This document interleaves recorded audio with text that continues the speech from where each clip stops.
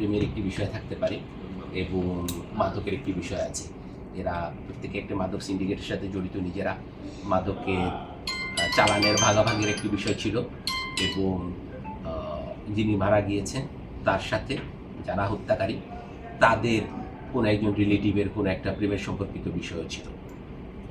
এখন পর্যন্ত এই বিষয়গুলো উঠে এসেছে, মামলা হয়েছে এই সংক্রান্তে। আমরা রিমান্ডের আবেদন করব।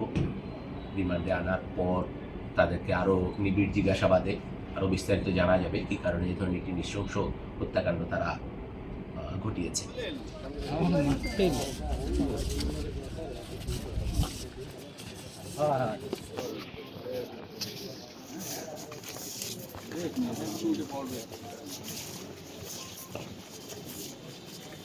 আমরা একটু সবাই একটু দূরে যাই।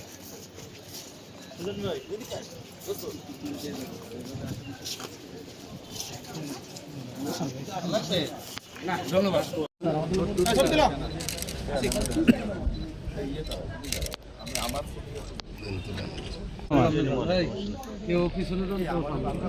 হ্যান্ডকাপ সব উঠে গেছে, হ্যান্ডকাপ তো